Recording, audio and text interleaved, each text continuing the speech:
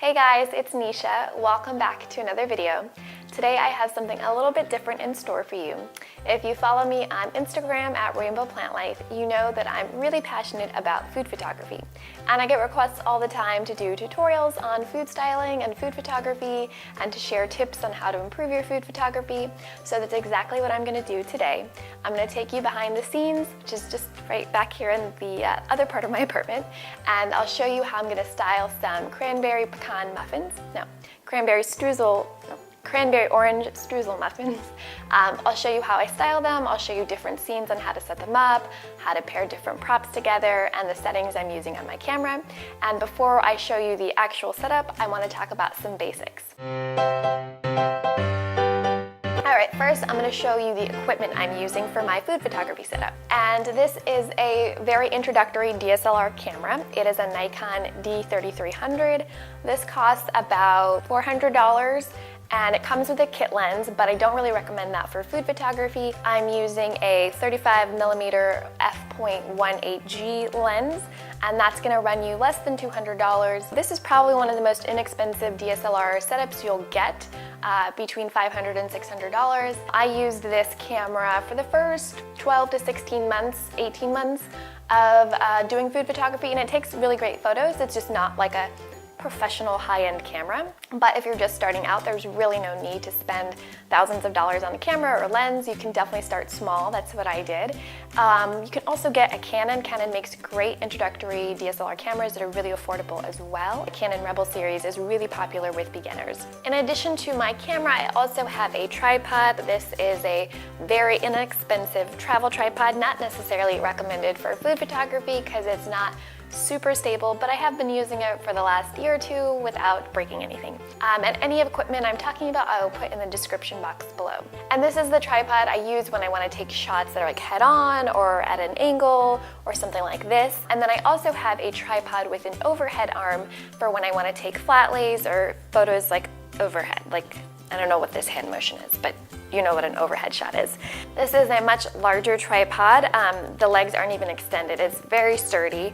And this is an overhead arm that comes separately, and that helps me take those overhead shots. I don't have to hurt my back and bend over and do it by myself. I just use the tripod for that. Now let's talk about lighting. Lighting is the most important thing for good food photography. If you are a beginner, my advice is to always shoot in natural light. If you're a little more advanced, you can experiment with some artificial lighting, but for beginners, my recommendation is to always shoot in natural light. And natural light is just the light that comes from nature, so the light that comes through one of your windows, or if you have a glass door, or even a screen door. The biggest mistake I see on Instagram with food photos is the lighting, and it's usually because the person is using an overhead kitchen light, or a lamp, or an overhead light in their living room, or wherever they're shooting. And it gives the food this like really orange, unattractive quality because of the light bulb. And the last thing you want is your food to look unappetizing. So my advice is to turn off all your lights in your house and experiment. Go find the best windows and sources of light and doors in your house, and try different times of day, try different seasons, because the best source of light will vary based on the location of the sun, the angle of the sun, the time of year, the time of day. So get creative and don't be afraid to experiment. And you might think that the more natural light, the better, and you might be tempted to go outside and shoot right in the sunlight, but that's actually not a good idea, because having direct sunlight on your food is going to create harsh shadows and blown out highlights. It's going to make your food look just harsh and like not have that nice soft glow that you want for food photography. So the best natural light is actually indirect light. So it's already indirect if it's coming through your window because it's blocked by the window. If you feel like you don't have enough light coming through your windows or doors because you live in a dark space or it's winter, not to worry. I recently just moved into a new apartment, but before that I lived in a really old building on the ground floor, and it was always dark.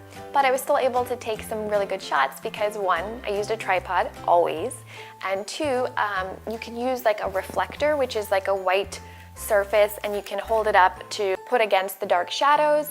That will add some light, and you don't need to buy anything specific. You can just get white foam boards from your craft store and make your own, or you can hang it up on a clip, or if you have a helper in the house, you can have them hold it while you're taking the photo. But if you have too much light coming in, maybe because you have a huge window or it's really sunny that day and it's the middle of the day, you're gonna wanna diffuse the light so it's not as harsh, and I'll show you how I do that. This is the window I normally shoot my photos by.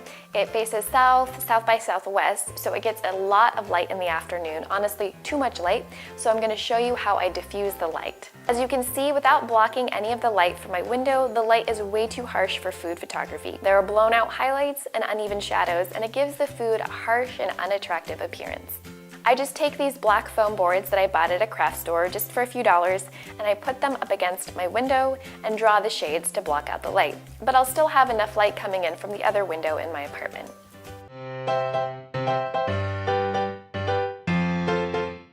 Today I'm showing you 3 different ways to style and present these cranberry orange streusel muffins.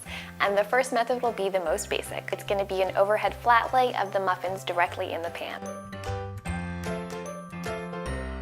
The muffins are directly in the muffin pan that I baked them in, and it's sitting on top of a food photography board. To help style the scene, I have some fresh cranberries as well as sugared cranberries to give a festive flair. For this shot, I want a direct overhead shot of the muffins in the pan. But instead of having all 12 muffins just sitting there, I want to get a little playful and add some creativity. So I'm going to start by taking one muffin out of the pan, and to replace it, I'll add some cranberries in the muffin tin. When I'm styling a dish, I like to use as props the actual ingredients in the dish to remind the viewer of what the dish is all about.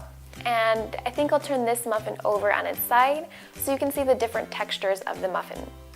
And I'll replace one more muffin, but this time I'll use sugared cranberries instead of the plain ones. I could take the photo as is now, but I want the colors and textures to pop a bit more. So I made a glaze to drizzle on top. Well, actually, I made the glaze because it's delicious and it's part of the recipe, but it's also great for photos. And lastly, I'll add some orange zest on top, again, to emphasize the ingredients in this recipe. And I'm using my tripod with the overhead arm, as well as a wireless remote, which enables me to take a photo without touching the camera, so there won't be any camera shake. Since this is an overhead flat shot, there's no difference in depth of field, so I want everything to be in relatively equal focus. To do that, I shoot at a narrow aperture, or in other words, at a high f-stop.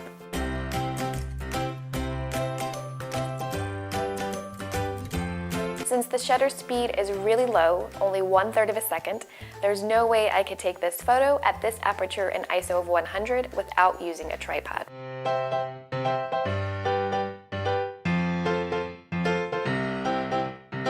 Now I want to get a more close-up shot of the muffins in the pan, so I'm going to lower my tripod legs so the camera is closer to the food.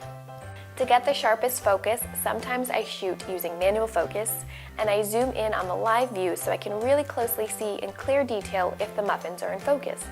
Autofocus does work really well on most DSLR cameras, depending on your lens, so I often use that just because it's a lot quicker.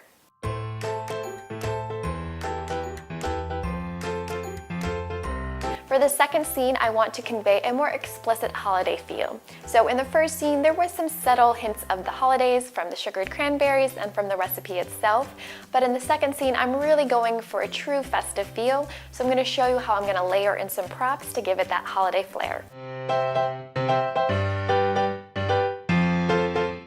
For the second scene, I'm using the same food photography board, but because I want it to be more festive, I'm going to layer in some holiday props one layer at a time. It's always best to start with just 1 or 2 props and work your way up, instead of starting with a bunch of props. That way it's easier to remove elements if you have too much going on, but it's a little harder to remove a bunch of props if you already have them there and are determined to use them. Because I like to show the elements of the recipe as props, I'm going to add some fresh cranberries to this marble cutting board. To give this photo a homemade, rustic look, I'm crushing the cranberries so you get a sense of what my kitchen actually looks like when I use cranberries. Then, to add a festive flair, I'm layering in some pine leaf branches. When you add props, be sure to observe the scene from the angle that you're photographing it from so you get a sense of what it actually looks like. Like here, I noticed the branch was too much, so now I added a small piece instead. Then I'm adding some more sugared cranberries because it reminds me of a Christmas tree with ornaments. I'm continuing to layer in props to frame the scene.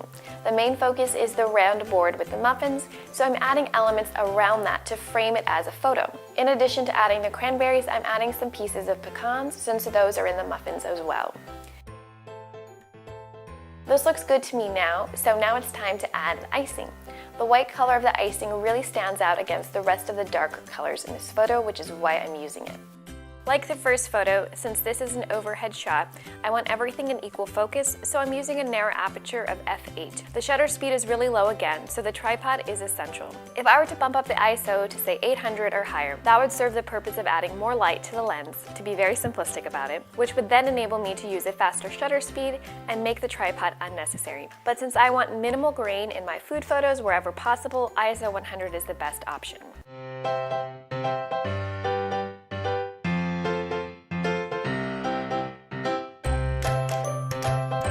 For the third and final scene, I want to add a human element to the scene. I think it's amazing when photographers incorporate some sort of human element, whether it's their hands or their bodies, because it adds more dimension to the photo, it tells a story, and it just seems more inviting for the viewer.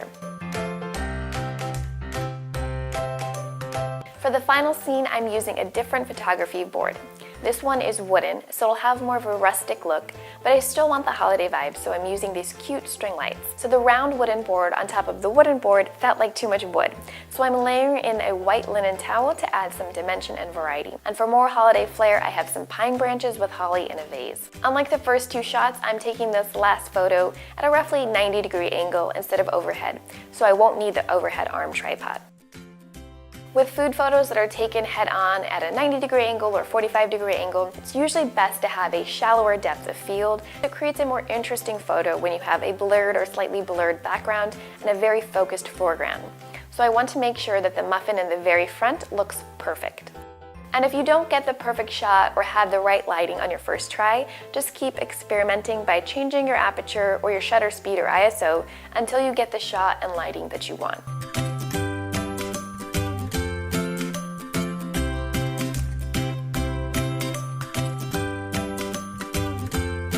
As I mentioned, I want to add a human element to this photo, so I'm going to get in the photo myself. And I'm putting on a cozy winter sweater to see how that looks instead of my dress. Action photos are pretty popular with food photography, and if I want to capture the motion of pouring the glaze on the muffins without any motion blur, I have to increase my shutter speed to at least 1/60 or higher.